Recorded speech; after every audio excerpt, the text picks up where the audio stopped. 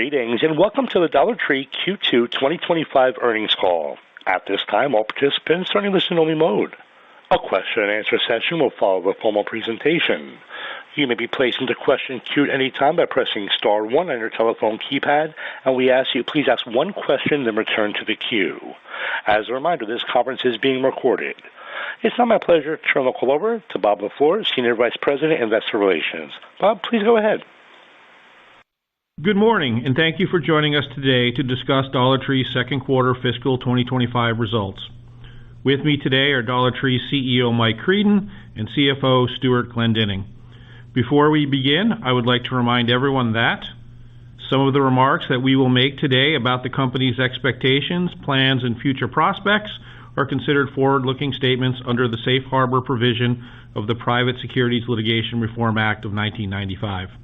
These statements are subject to risks and uncertainties, which could cause actual results to differ materially from those contemplated by our forward-looking statements.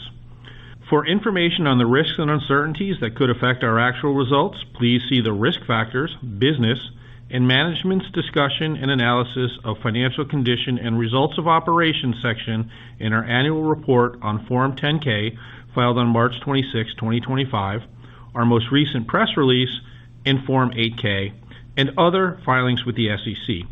We caution against reliance on any forward-looking statements made today, and we disclaim any obligation to update any forward-looking statements except as required by law.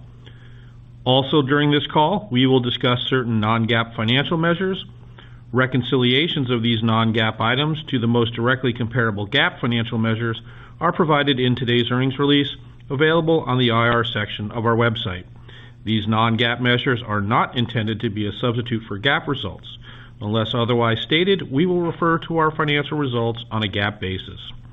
Additionally, unless otherwise stated, all discussions today refer to our results from continuing operations, and all comparisons discussed today for the second quarter of fiscal 2025 are against the same period a year ago. Please note that a supplemental slide deck outlining selected operating metrics is available on the IR section of our website. Following our prepared remarks, Mike and Stuart will take your questions. Given the number of callers who would like to participate in today's session, we ask that you limit yourself to one question. I'd now like to turn the call over to Mike. Thanks, Bob. Good morning, everyone, and thank you for joining us today. With the closing of the Family Dollar sale, the second quarter represents an important milestone in the evolution of the Dollar Tree story. In addition to closing the sale, I'm proud to say we delivered another strong quarter, with results exceeding the high end of our expectations and reflecting a high level of execution across the board. The timing of the impacts of tariffs and our mitigation activities played out differently than we originally anticipated, with some of the net positive benefits of our mitigation initiatives coming earlier in Q2 and the tariff impact shifting to later in the year. Having said that, we are pleased with our momentum and our team's ability to adapt to a rapidly changing landscape. The second quarter unfolded against a volatile backdrop for both the consumer and retail industry, as the economy continued to adjust to elevated tariffs, persistent cost pressures, and a static labor market. In today's environment, customers are seeking value and convenience more than ever, and Dollar Tree is uniquely positioned to deliver both. Whether it's a mom stretching her grocery budget, a college student outfitting a dorm room, or a higher-income shopper attracted to an expanded assortment of everyday essentials, our stores are increasingly the destination of choice. This context is important because our Q2 performance was not just about exceeding a set of earnings expectations. It was about gaining share, expanding our relevance to a broader base of customers, and proving once again that Dollar Tree thrives when customers focus on value. So let's walk through the Q2 highlights. Net sales increased 12.3% to $4.6 billion, driven by a 6.5% comp sales growth, which is a solid result in a quarter without major traffic driving events or holidays. Importantly, comp growth was nicely balanced between traffic and ticket and between consumables and discretionary. In fact, it's been 2 years since we've achieved a discretionary comp this high. Additionally, unit growth was positive, even with the limited pricing actions we took in the quarter. The bottom line was strong, with adjusted EPS of 77 cents coming in ahead of our outlook. Stuart will walk you through the details of how Q2 benefited from some timing issues and how those should flow through the balance of the year. This positive momentum and consistency of execution demonstrates our growing appeal as a value retailer in periods of increased volatility. More importantly, we believe the customer gains we've made are sustainable, a belief underscored by our growing understanding of the dynamics driving these gains. Our dollar and unit share gains accelerated in Q2, providing additional evidence that our value proposition is resonating with customers. Our strong performance was led by seasonal items, party, balloons, and personal items, as customers find more items through our expanded assortment to help them live and celebrate their lives. As of the end of Q2, we have added 2.4 million new customers on a last 12 months basis, consistent with our pace in recent quarters. And nearly 2/3 of those new customers came from households earning $100,000 or more. Underscoring growing engagement, the number of shoppers visiting 3 or more times a month increased by 11% in Q2, a sequential improvement from the 9% growth we saw last quarter. While sales growth was strong across all income cohorts, we continue to see especially strong performance from middle and higher income customers, with households earning over $100,000 per year, providing a meaningful portion of our Q2 growth. The strength of these results reflects how our value, convenience, and discovery proposition is resonating with more and more customers and leading to increased trade-in activity. The increasing relevance of our expanded assortment is helping us attract and, more importantly, retain a broader range of shoppers. To support the rollout of our expanded assortment, we completed 3,600 3.0 format store conversions through the end of Q2 and remain on track to reach our target of approximately 5,000 stores by year-end. Recall that last quarter, we said the distinctions amongst our various multi-price and non-multi-price store formats were beginning to blur as we roll out certain aspects of the expanded assortment across all store formats. And since the flexibility of multi-price is increasingly embedded across all our stores, the relative performance among the various formats is less meaningful. As you can see from our aggregate comp this quarter, the business is doing exceptionally well, and we continue to be pleased with positive contribution from our expanded assortment. Expanding our assortment to include items at a variety of price points is fast becoming the standard Dollar Tree model. It enhances our flexibility, whether through larger pack sizes, better quality items, or entirely new categories. The ability to shop for $1.25 snacks and $3 to $5 home decor items in the same trip makes Dollar Tree more compelling than ever. Our expanded assortment makes us more relevant, broadens our customer base, and increases our flexibility in responding to tariffs and other cost pressures. Tariffs remain a source of ongoing volatility, and operating in an environment where rates change frequently remains one of our largest challenges. A quarter ago, we told you we were forecasting the balance of the year based on our expectation that China tariffs would be 30% and the rest of the world would be closer to 10%. Today, tariff guidelines for China have yet to be finalized and currently remain at 30%. But countries like Vietnam, India, and Bangladesh are meaningfully higher than they were in June when we provided our last outlook. We are adapting to this volatility and have several strategies in place across the business to address multiple cost pressures, including tariffs. Over the past few quarters, we've detailed what we call our 5 levers to mitigate these cost pressures. To review, these levers include negotiating with our suppliers, respeccing products, shifting country of origin, dropping non-economic SKUs, and finally, and as a last resort, pricing. As we demonstrated in Q2 and expect will be true over the balance of the year, these levers are effective mitigation techniques.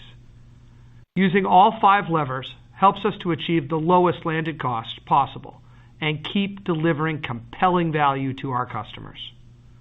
As many of you saw in our stores, our price initiative started in late Q2 and will continue rolling out across the balance of the year. Following the selective pricing actions that we've taken so far, we are pleased with the understanding and resilience of our customers and the effect on unit volume has been less than we initially expected. This again demonstrates the power of our value proposition and validates multi-price as a structural advantage as we navigate a challenging tariff landscape. In a few minutes, Stuart will share more details on our tariff mitigation efforts in Q2 and for the rest of the year. Beyond the P&L, execution was strong across the business.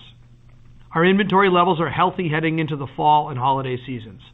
Supply chain performance remains solid, with strong in-stocks, favorable freight compared to last year, and efficiency gains from DC realignment projects in Odessa and Ocala. In real estate, we have opened 254 new stores so far this year, including 42 former Party City locations, and are on track to hit our full-year target of approximately 400 stores. Additionally, we have converted 26 former Family Dollar combo stores to full Dollar Trees and expect to convert the remaining 31 stores by year-end. We remain pleased with the outperformance of our new stores, particularly the 99-cent only conversions. Elsewhere in real estate, the renovation of legacy Dollar Tree locations continues to enhance store conditions and improve the overall productivity of our fleet. Additionally, our expanded preventative maintenance program is reducing downtime and lost business, including a 15% year-over-year reduction in store close days due to maintenance issues. That is on top of a 50% improvement last year. On August 28th, we announced a new partnership with Uber Eats.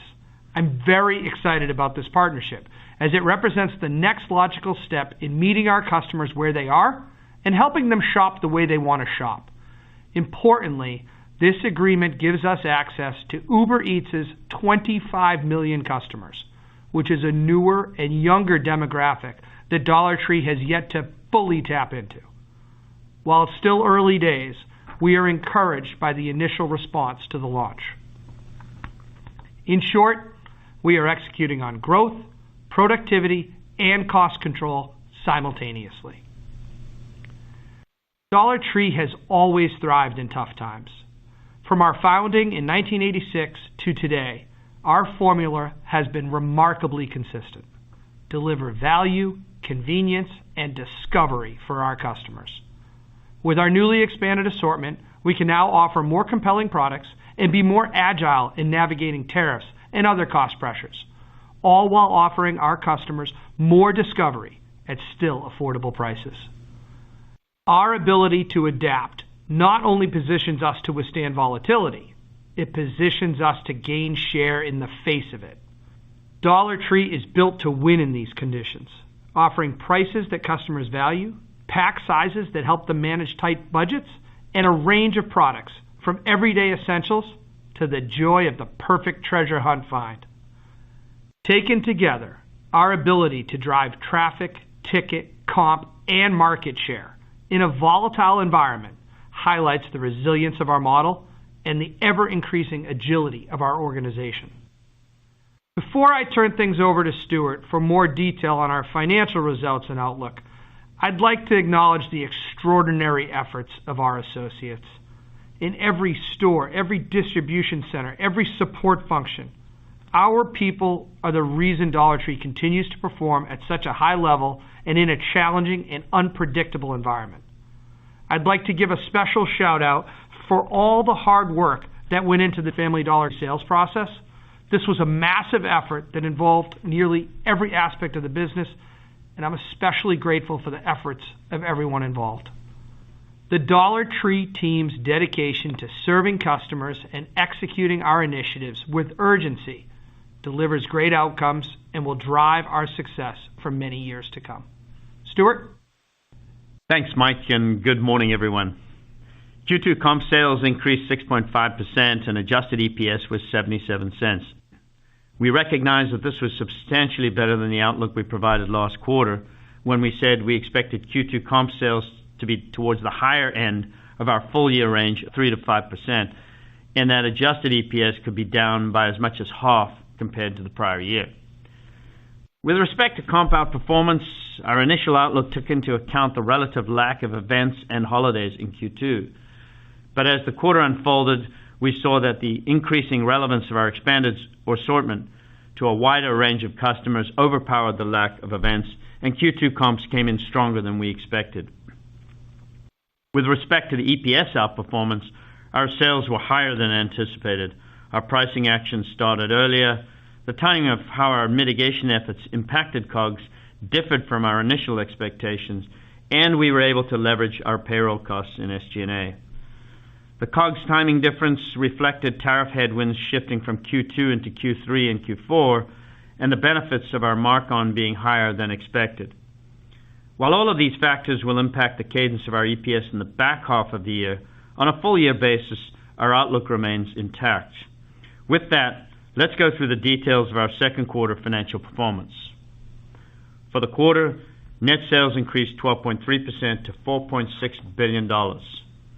Comparable store sales increased 6.5%. Growth was balanced with increases of 3% in traffic and 3.4% in ticket. Meanwhile, the sales contribution from non-comp stores also exceeded our expectations based on strong results from new store openings and our 99-cent only conversions. Positive performance was broad-based across categories, with comp up 6.7% for consumables and 6.1% for discretionary, which is particularly impressive given the seasonal lull we normally see in Q2. Strength in electronics, hardware, and lawn and garden drove the healthy mix in the quarter. Turning to margins. Q2 gross margin increased 20 basis points to 34.4%. Several factors contributed to this, including lower merchandise costs driven by higher inventory mark-on and lower freight, as well as favorable pricing that helped us offset higher tariffs. We also benefited as our mix shifted away from some lower margin consumable categories. The strong sales comp also helped us leverage occupancy costs. These benefits were partially offset by higher markdown reserves on aged inventory, higher distribution costs, and elevated shrink. While tariffs were a meaningful headwind as expected, we were able to use our 5 mitigation levers to counteract much of the impact. At the Dollar Tree segment level, our Q2 adjusted SG&A rate increased 50 basis points to 26.3%, driven by higher store payroll related to stickering activity, wage increases, depreciation, incentive compensation, and repairs and maintenance. These were partially offset by lower general liability expenses and sales leverage. While general liability expense was lower than last year, it was higher than we contemplated in our June outlook. As many companies have noted recently, the cost of claims continues to rise across the industry. At the corporate level, adjusted SG&A expense was higher, driven by incentive comp and IT project expense. On a year-over-year basis, prior to TSA income, our corporate SG&A rate held steady at 3.1%. Subsequent to the sale of Family Dollar, we received $8 million of TSA income net during the second quarter. Adjusted operating income increased 7.4% to $236 million, and operating margin decreased 20 basis points to 5.2%. This was significantly better than our outlook, reflecting the sales outperformance, expense control, and timing benefits. Moving on to the balance sheet and free cash flow. Total inventory increased $112 million, or 4.4%, reflecting store growth, our expanded assortment, and inventory mark-on related to our pricing initiatives. We ended the quarter with $666 million in cash and cash equivalents. On the Q2 cash flow statement, we generated $261 million in cash from operating activities and had capital expenditure of $245 million. This resulted in free cash flow of $16 million, which was a $131 million positive swing year over year. On a year-to-date basis, we have generated $145 million of free cash flow.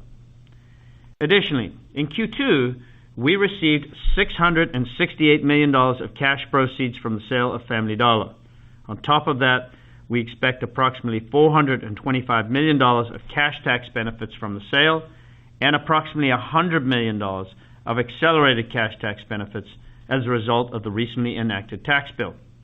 Also, during the quarter, we paid off our $1 billion May 2025 4% senior notes using a combination of commercial paper and available cash on hand. In the near term, we will continue to leverage commercial paper and available cash. In Q2, we repurchased 5 million shares for $501 million, including excise tax. Subsequent to quarter end, we repurchased an additional 0.6 million shares for $71 million. Year to date, we've completed $1 billion in share purchases, or approximately 11.6 million shares, at an average price of $86 per share. We ended the quarter with healthy liquidity, a more flexible balance sheet, and ample capacity to fund growth while returning capital to shareholders. Our capital allocation priorities have remained consistent and include invest in growth for new stores, multi-price conversions, and supply chain efficiency, maintain balance sheet strength and flexibility, return capital to shareholders through ongoing share repurchases. Now, let me provide an update on our full year 2025 outlook. We now expect comparable sales growth of 4 to 6% and adjusted EPS of $5.32 to $5.72, assuming current tariff rates. Gross margin improvement of approximately 50 basis points, driven by pricing, freight, and partially offset by higher tariffs. For Dollar Tree segment adjusted SG&A, we anticipate approximately 120 basis points of year-over-year deleveraging, driven by a modestly higher outlook for labor and general liability costs. For corporate SG&A, prior to any TSA reimbursement, we expect costs to increase approximately 11 to 12% on a year-over-year basis. TSA proceeds of approximately $55 to $60 million, subject to final adjustments. On a net basis, our outlook for adjusted corporate SG&A net of TSA proceeds remains essentially unchanged. Finishing the P&L, we expect net interest expense of approximately $100 million and an effective tax rate of approximately 25%. We still expect capital expenditures to be in the range of $1.2 to $1.3 billion, including approximately 400 new Dollar Tree store openings. We remain committed to offsetting cost pressures, including tariffs, through our 5 levers, while sustaining investment in growth initiatives and store expansion. Throughout the balance of 2025, we will be focused on consistent execution, disciplined cost control, and delivering value to customers in what remains a challenging macro environment. And with that, I'll turn the call back to Mike. Mike? Thanks, Stuart. Our second quarter results reinforce the unique position Dollar Tree holds in today's retail landscape. We delivered strong sales growth, margin outperformance, and market share gains, all while navigating cost pressures and a dynamic consumer environment. With the Family Dollar divestiture complete, Dollar Tree is now a fully focused business. Every ounce of our leadership attention, capital investment, and operating resources is now directed towards strengthening the core Dollar Tree brand. This sharper focus is already showing up in the pace of conversions, new openings, and faster decision-making on pricing, assortment, and sourcing. Looking ahead, our strategic priorities remain clear. 1, continue the rollout of our expanded assortment, which is driving higher traffic, ticket, and discretionary penetration. 2, manage costs with agility. Use our 5 mitigation levers to protect margins while maintaining customer value. 3, invest in the customer experience with compelling assortments, clean stores, and well-stocked shelves.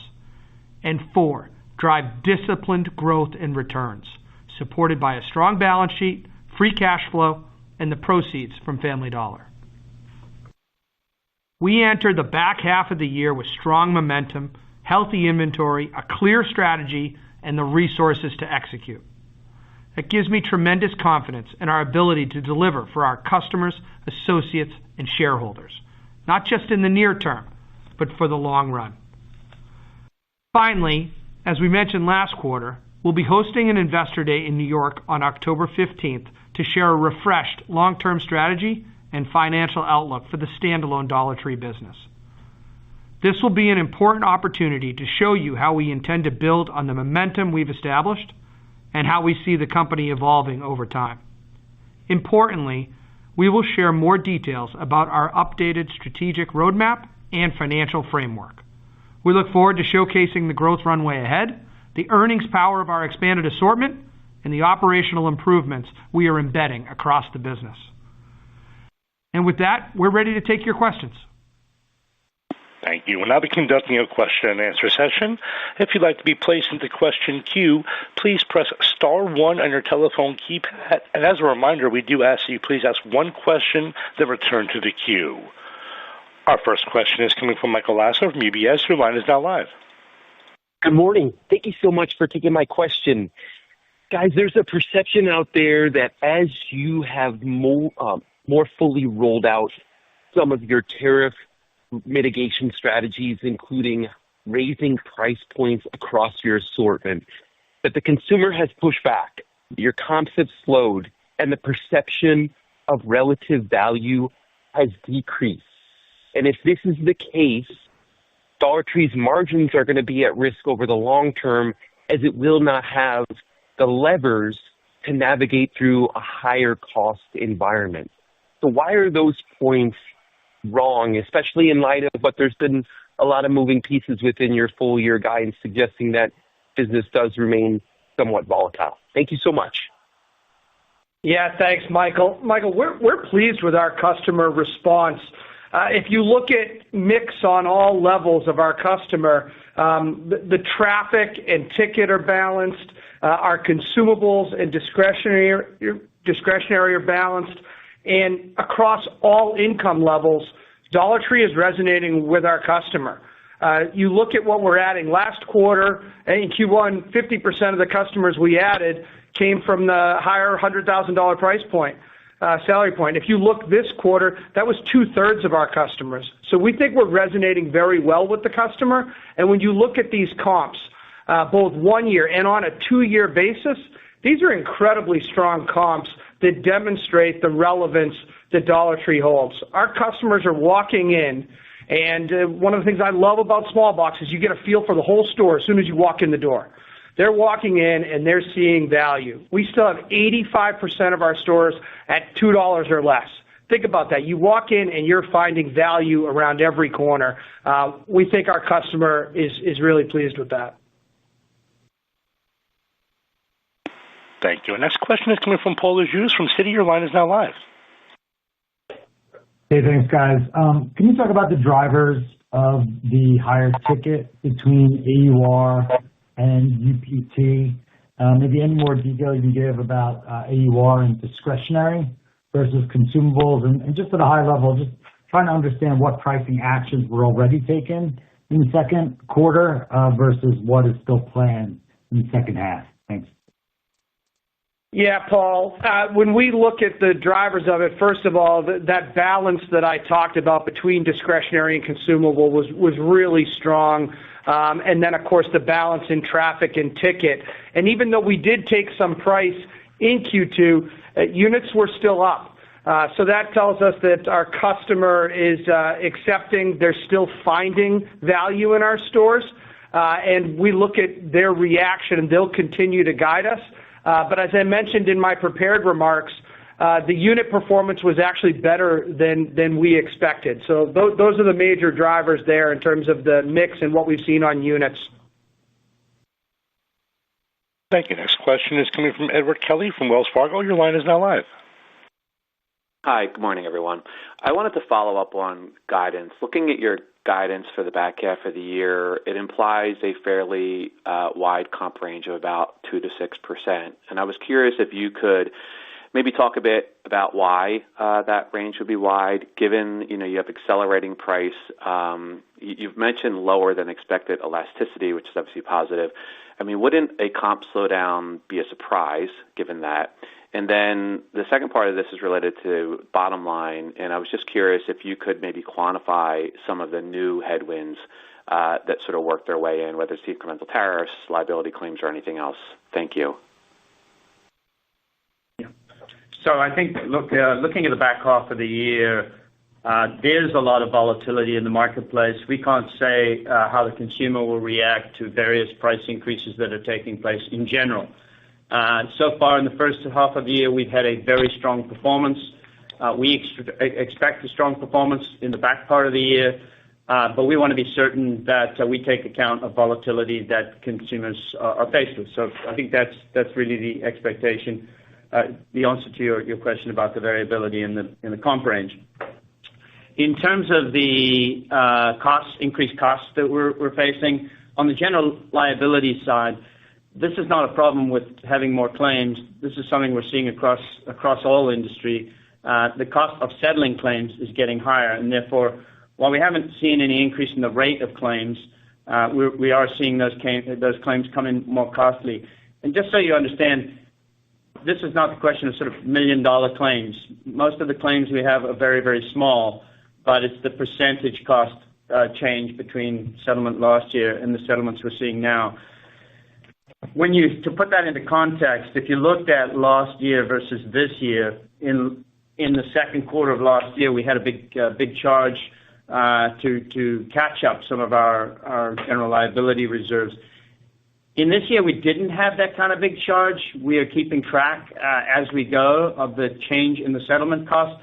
But if you looked at a total year over year, our general liability costs this year are expected to be in line with last year, despite that bigger increase. So that's a sense of that. On the other side, we have seen a slightly increased cost in both shrink, which we called out last quarter, and in markdowns also. We haven't quantified either of those. Thank you. Next question is coming from Simeon Gutman from Morgan Stanley. Your line is now live. Hi, this is Zach on for Simeon. Thanks for taking our question. I was wondering if you could speak to perhaps what a normalized EPS for the full year 25 would be in the way you see it, because it does seem like there's some one-time items, there's some noise, noise with corporate and TSA, as well as some of the general liability and other tariff impacts. So in any way you can to kind of address that and the way you see it, what a normalized level of EPS could be for the year. Thank you. Yeah, I mean, I think just as you look at the year itself, there are a lot of moving parts, and therefore, are the tariffs that we're facing right now, are they normal or not? So the real question here is sort of what you're normalizing for. I think the question sort of behind the question is, okay, what's that flow through look like for 2026? And maybe it's easier for me to answer your question using that lens. When you look at the factors that are driving this year, we had first going into the tariffs, much higher tariffs, then those tariffs settled down a little bit. And then in the most recent round of tariffs, there was some increase in the number of countries in which we source. So think about India or Vietnam. As I said, I had this unusual shape to tariffs during the year, but if you actually looked at our pricing strategies, those strategies were designed as we moved into that sort of second set of tariffs. As you look at the final set of tariffs, we've had some increase in this year. We did not take any further changes to address those tariffs, mainly because we felt like we had enough coverage coming through the actions that we had taken, and we had other cost benefits that were flowing through our P&L that we felt confident that we could keep the year intact. And that was really important for us. So think about the flow through from a tariff perspective to next year is one that we're sort of running our P&L in a way as to maintain our gross margin. We may need some tweaks up and down as we see any further changes in tariffs or as we manage costs, but our 5 levers are intended to sort of address that. Final point is, let me address the sort of one-offs in the year, and there are a couple of important one-offs you need to recognize. First, there's an increased cost of stickering, re-signage in the store, and that cost, when you look at it in total, is somewhere around $115 million for the year, to give you a number. If you take that number Offsetting that in this year are a couple of other items. The first one is that we are taking the benefit from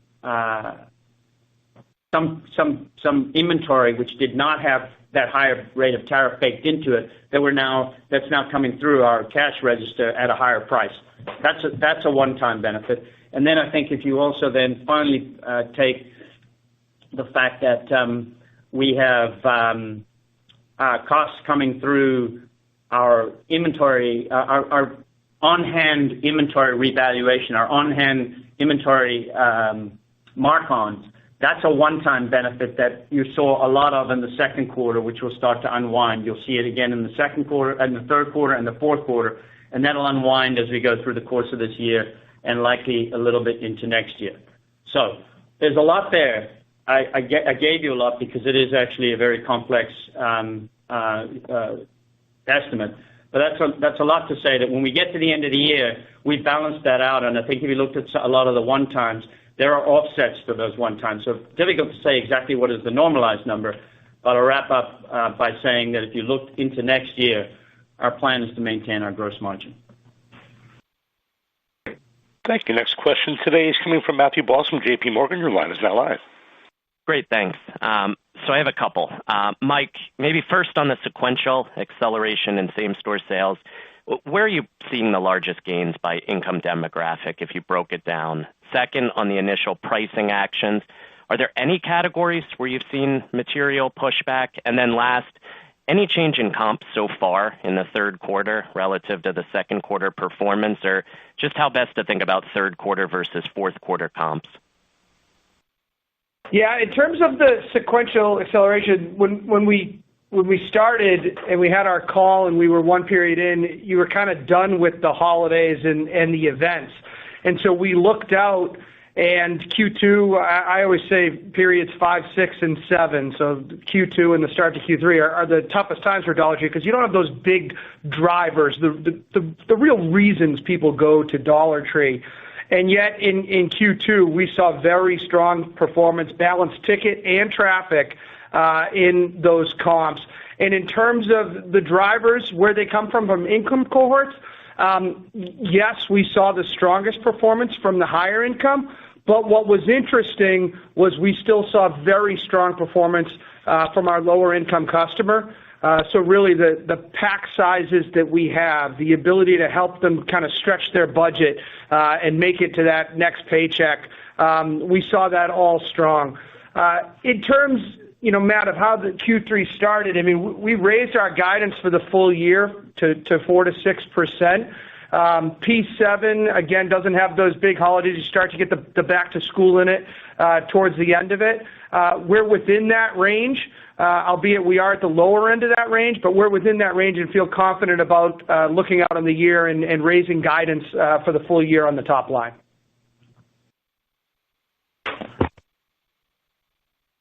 Thank you. Next question is coming from Chuck Grom from Gordon Haskett. Your line is now live. Hey, thanks. Good morning. As you guys gain more experience with multi-price, how has the buying team evolved in its purchasing decisions? How are you handling incremental markdowns with multi-price as we move forward? And then can you help us frame out where you are on the journey of moving higher on the $1.25 price point to $1.50, $1.75, $2 across the fleet? Yeah. So first of all, our merchant team is incredible. The amount of complexity that exists for them in a highly volatile environment. If you look at our 5 levers and you go out and you say, okay, 30% for China, 10% for rest of the world, you start negotiating with our suppliers. You look at country of origin. They're respecing product. There's some SKUs they're just not going to carry anymore. And then they're deciding what could go into the expanded assortment and have a higher price. And then, halfway through the quarter, you're doing that, and all of a sudden in India or Vietnam or somebody goes to not 10%, but in India's case, 50%. So I give our merchants just a ton of credit for the work that they're doing. It's remarkable. And not just our merchants, our global sourcing team, how our supply chain then handles that. And then, of course, in store, they're at the end of that whipsaw having to adjust. So the teams have done a great job in navigating that.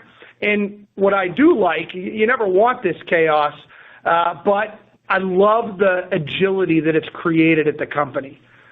Every one of our teams that I've mentioned is far more nimble now than they ever have been, and really looking at ways to have that lowest landed cost so that we can deliver a great value for our customer. And so what does it look like going forward? The $1.25 is still the $1.25. I mentioned that 85% of the store is still $2 or less. That's what we are. That's who we are.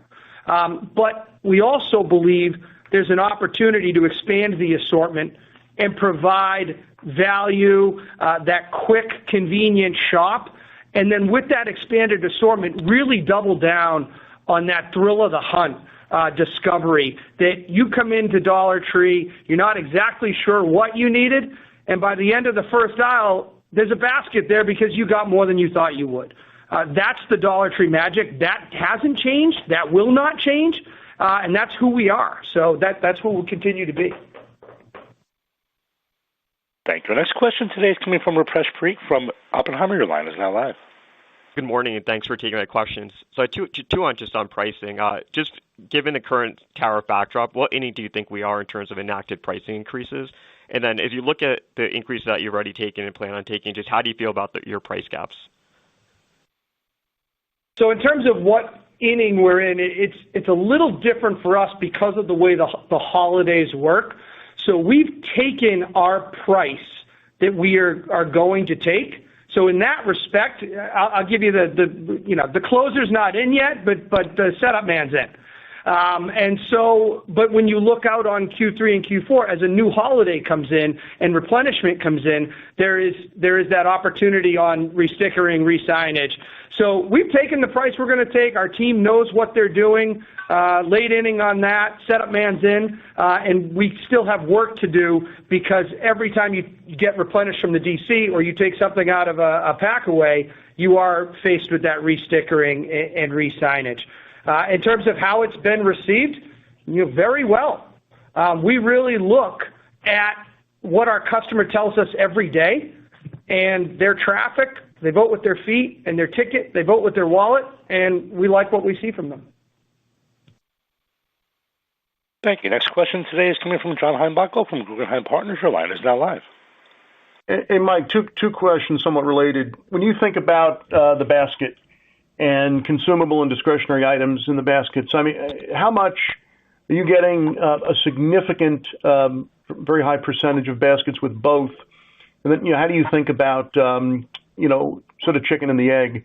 Does treasure hunt drive traffic for consumable? Does consumable repetition drive traffic for discretionary?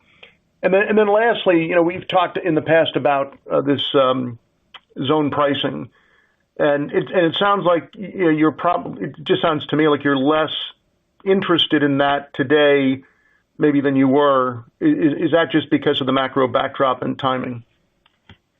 Yeah, great questions, John. The basket, it really is both in terms of the traffic drivers. Consumables, and maybe there's a bit nuanced by income cohort. So if I look at our traditional lower income customer, they're driven by kind of everyday essentials. They're driven by pack sizes. They're trying to stretch a budget between paychecks.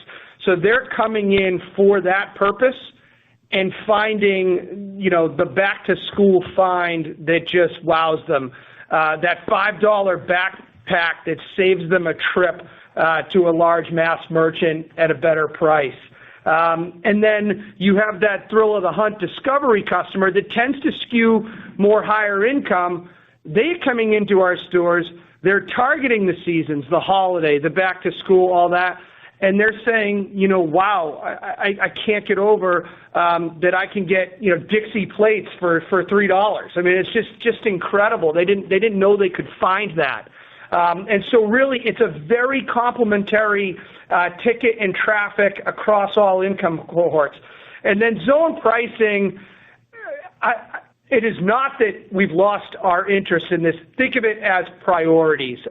If it were something we really wanted to test at the beginning of the year, when we were faced with the inflationary cost environment, the tariffs, et cetera, we really had to pivot to our tariff mitigation strategy, and that has put zone pricing a little bit down the priority, but it's still something we want to look at. We're all about delivering an incredible relative value, and as you can imagine, that relative value in California or New York may be different than that relative value in other parts of the country. So maybe a little down the priority, but still something that we will lean into at some point.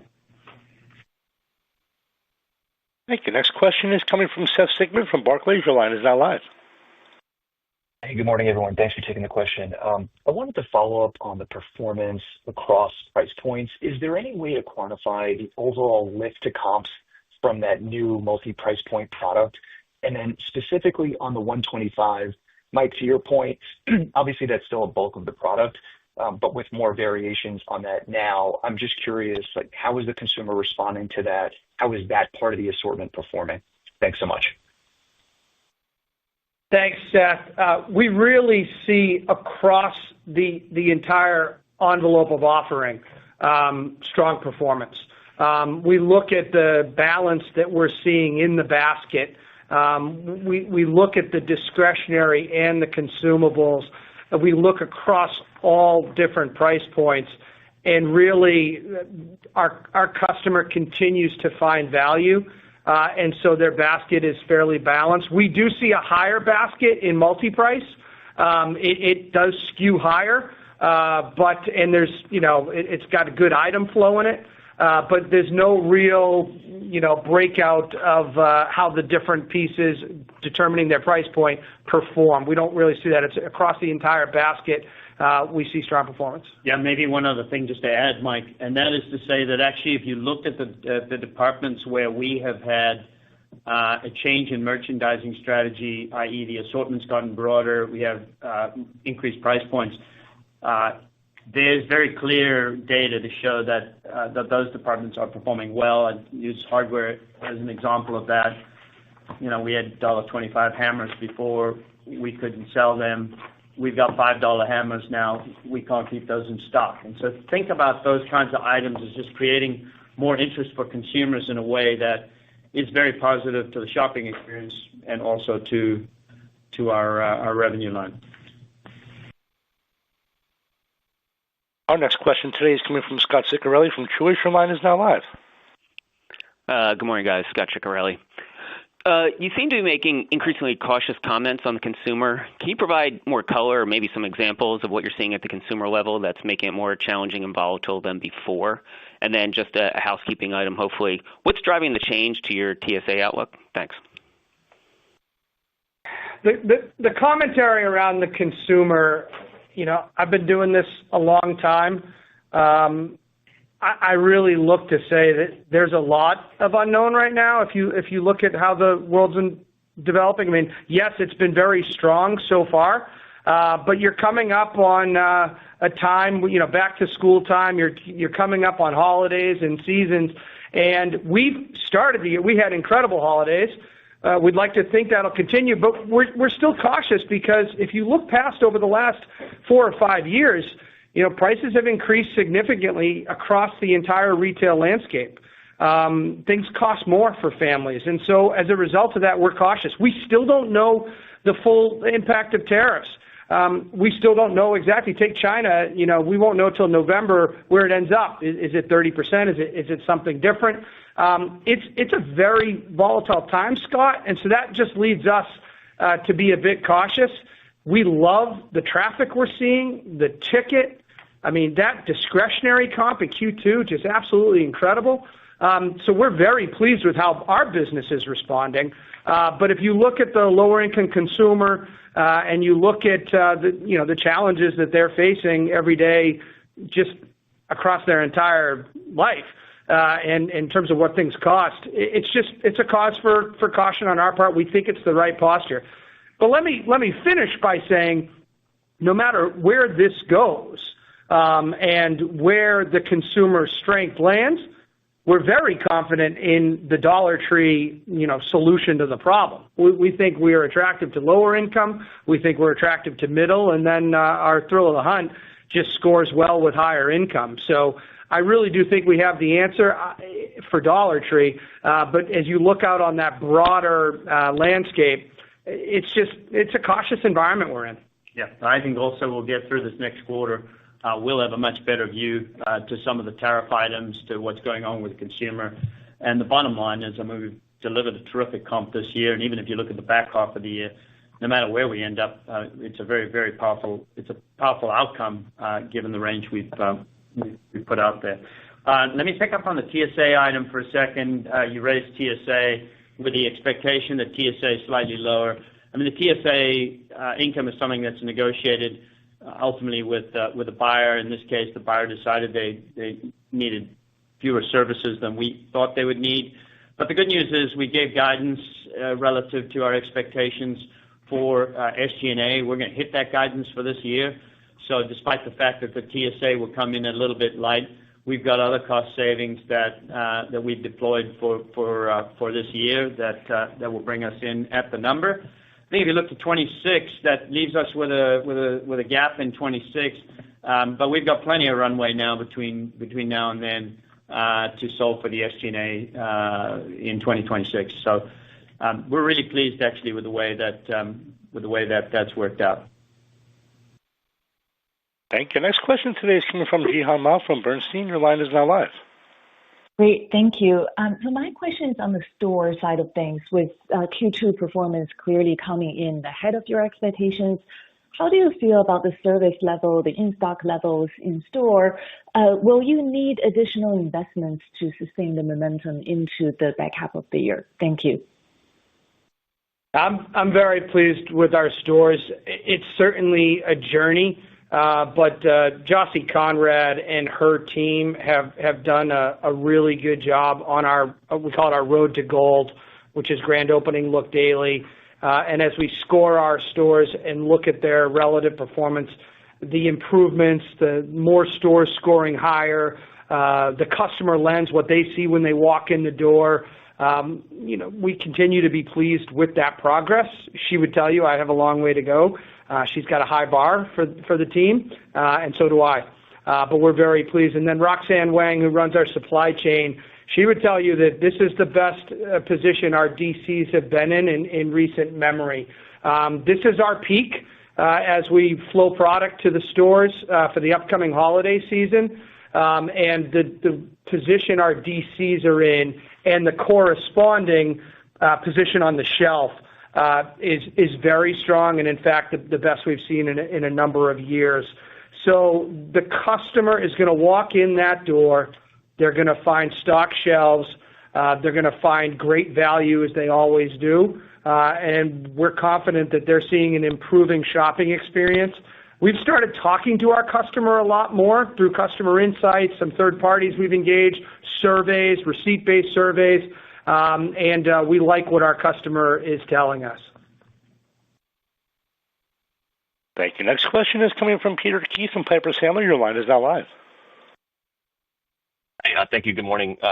Mike, I just want to follow up on the Uber Eats with just a couple of questions on that topic. So is that going out to all stores? And is there any maybe quantifiable lift that you've seen in early tests? And finally, are you a standalone offering, or is it more part of their multi-store initiative? Yeah, as you probably heard in my comments, I'm very excited about this Uber Eats. When you look at kind of digital e-com, Dollar Tree is really an infant when it comes to digital and e-com. It is just not something we've ever really done. It's not been a focus area. And, when I started in this journey as CEO, there were a couple things I focused on, and one of them was I want to talk to my customer more in terms of customer insights, and I want to look at opportunity to meet our customers where they are. Uber Eats is a perfect opportunity to do this. 25 million customers that they access, and for us, it's a customer that is very incremental. When we look at the kind of age of the demographic, it skews younger, and they had not been or heard of Dollar Tree to the vast majority of them. So we're really excited about that. It'll go to, it's not quite all the stores, but it's 8,500 stores. And some of that is just, you've got lease restrictions. There's reasons it won't get to 9148 or whatever we're at now. But it's basically all the stores. It's large. And then we haven't even started the marketing for it, the kind of grand opening. It had a soft opening, and we're pretty floored at the numbers coming in and the number of orders. So they're literally just finding us in their app, not through anything we're doing. And the volume flow is really exciting. So yeah, I think it's a great offering to our customer. It really accents convenience. We say value, convenience, and discovery. Convenience and Uber Eats just are synonymous. Thank you. Our next question is coming from Kelly Banya from BMO Capital Markets. Your line is now live. Hi, thanks for fitting us in. Just wanted to ask about gross margin. So your outlook now for 50 basis points of expansion. Can you just walk through some of the key factors that are driving that? It is a little bit lower than your prior outlook. I'm guessing maybe that's just the incremental tariffs, but can you just parse out the impact from pricing actions you've taken, other factors such as freight or any of the other needle movers on the gross margin line this year? Yeah, happy to pick up on that. As I mentioned in my commentary earlier, there are a lot of moving parts here, especially as it relates to the freight and how that's running through. You also need to keep in mind my commentary around the accounting impacts of the revaluation of the inventory as that's moving through. These things are depend on the mix of goods that are sold, the rate of those goods being sold, et cetera. So there's a small bit of movement there. I think if you look at other outstanding factors on the positive side, we continue to have a freight benefit, which we called out last quarter. And in this quarter, we pointed to higher markdowns, which are offsetting in the other direction. I think those are the main factors. The broad picture I would take is that we are managing very, very closely here to maintain a strong gross margin. And I think if you look back at the sort of our forecast, there was sort of an expectation that you would see some costs from some of the one-off stuff, the tariffs, and not as much mark-on benefit coming in that second quarter. Now with that shifting to the third and fourth quarter, that's also a little bit of a drag. The reason I made the commentary earlier about driving for maintenance of gross margin, because that's how we're driving the business. That's what the 5 levers are intended to do, and we'll manage with tariffs and other costs in a way so as to keep the P&L whole.